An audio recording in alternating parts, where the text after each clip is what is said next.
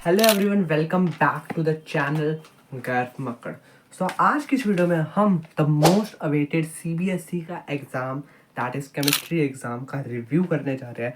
And trust me, इस exam की जितनी हाइप है ना, एंड ये एक बहुत ही ज़्यादा इम्पॉर्टेंट एग्ज़ाम था, not only for the student के परसेंटेज के perspective, but CBSE board examination का फ्यूचर इस पेपर पे डिपेंडेंट था।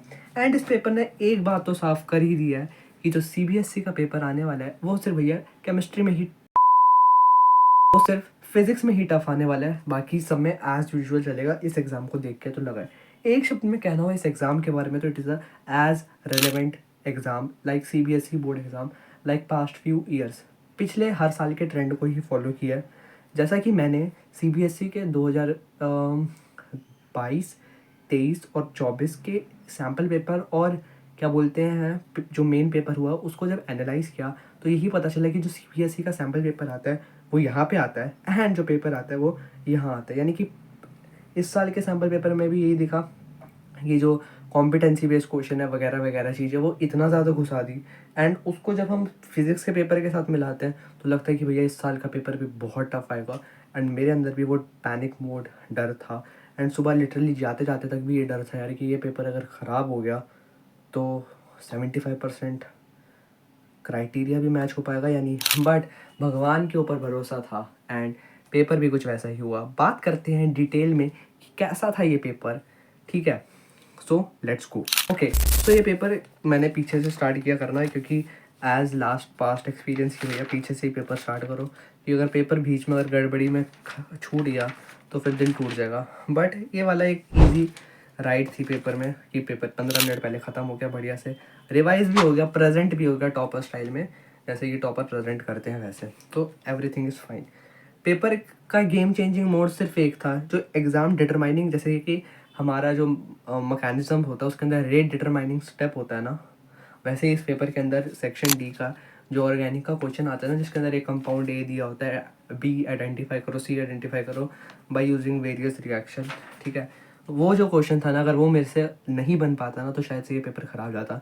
एंड एक और मेहरबानी मेरे ऊपर सीबीएसई और भगवान दोनों ने किया, दैट इज़ कि इसके अंदर कोई मैकेनिज्म नहीं आई है। मुझे पता था नहीं आएगी बिकॉज लास्ट फ्यू ईयर्स का ट्रेंड यही कह रहा था।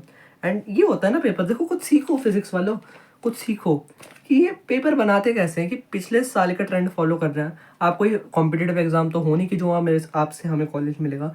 एक अच्छी परसेंटेज अपने घर वालों को देने के लिए ये पेपर आप लेते हो कि हमारे एक सो कॉल्ड नंबर, सिर्फ हमारे एक सर्टिफिकेट हमें नंबर्स दिखे, एंड वो नंबर्स तो बनने दो यार। वैसे 11वीं में और 12वीं के हाफ ईयरली पीरियड में किसी ने अच्छा स्कोर किया नहीं, एटलीस्ट यहाँ तो करने दो। एंड इस पेपर ने वही रखा है। ठीक है, एंड कोई भी सेक्शन, सिर्फ वो क्वेश्चन एक टफ आता है जो मुझे पता था आने वाला है एंड वो हो गया। So big thumbs up to me and the paper बनाने वाले वो मेरे से हो गया। एनीवे, कोई भी ऐसा सेक्शन नहीं था जो बहुत ही ज़्यादा आउट ऑफ द बॉक्स लगाओ। एवरीथिंग इज़ फाइन, चाहे आप सेक्शन ए बात कर लो, एमसीक्यूज टिक डायरेक्ट वाले थे। ठीक है, कॉन्सेप्ट था, हो गया, कुछ घुमाने वाला नहीं। लिटरली थिंकिंग, क्रिटिकल थिंकिंग तो दूर की बात है, एक नॉर्मल थिंक वाला भी नहीं था, डायरेक्ट चीज़ें पूछी हुई थी।